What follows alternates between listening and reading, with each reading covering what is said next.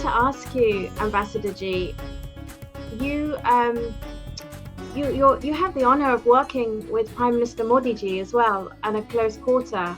Could you give us some more insight about him? Maybe things we don't know about him. What makes him tick? He works like nobody I know. Let me put it to you like this. I don't work at close quarters, but I observe him from close quarters, if that is the correct way of putting it. Let me tell you this. As a special advisor in 3 African countries and in the remote Ladakh area of India, he's a man with his feet firmly planted on the ground. No pretensions. There are no airs. Doesn't claim to be a great intellectual, but he understands what the people want, and he gives that to them. And the people are very, very pleased with him. Wherever I go, they talk about it. We've been speaking about the citizenship thing for years. Nobody had the courage to do it. We had given this special status to the beautiful, beautiful state of Jammu and Kashmir. People talked about it. Everybody said, oh, you know, they are robbing us, they are stealing money, whatever. Nobody had the courage to do anything. He comes along and says, okay, buddy, it's gone. One other thing, ma'am, sometimes we don't listen to what he says. And in this, I think both of us have the same color of blood. Because he said something, and I've internalized that if you hurt me, perhaps I might forgive you.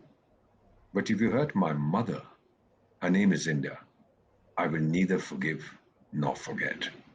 And in a public speech in Patan, Gujarat, during the election in 2019, I was listening to him. And he has this habit of sort of wagging his finger. And he said in Hindi, he said, chun chun ke hisab lena meri fitrat hai, that I will, I'll settle the score with you. And he said, if you trouble my mother, in Hindi he said, to ghar mein ghus ke marunga. I'll get into your house and I'll beat you up. You can hide in the 7th purgatory. I'll bring you up from there. He says, don't mess with India. And then he said something very interesting. We had this little Air Force confrontation between the 2 countries. One of our planes was shot down, and the wing commander who was piloting the aircraft, he was taken prisoner, and then he was released very quickly.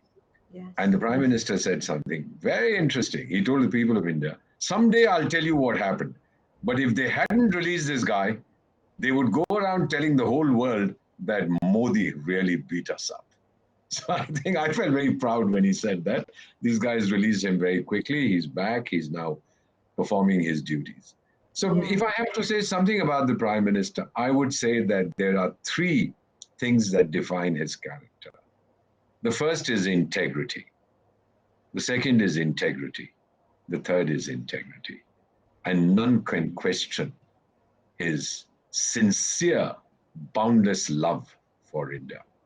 In Kargil, I'm a special advisor, and there I'm a Buddhist by acceptance, if one might say so. My mother was Buddhist. So there's a huge statue of the Lord Buddha at a place called Apati in Kargil. It's about 100 feet high, same family as the Bamiyan Buddhas, which were destroyed by the Taliban in Afghanistan. Yeah. It's 2,000 years old. Yes. And I requested the Indian Army to put a little tombstone for me at the feet of the Lord. And what it says, ma'am, if you don't mind, I'll repeat it to you.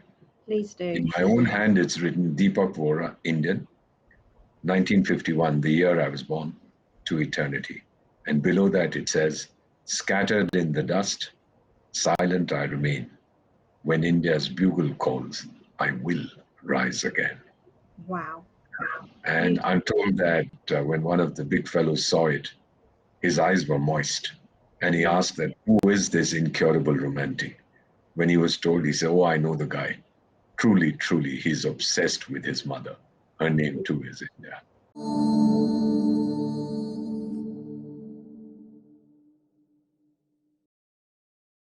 Please remember to subscribe to us and switch on the notifications for this channel. For our other social media links, more content and to support our work, please visit citti.net. धन्यवाद. Namaskar.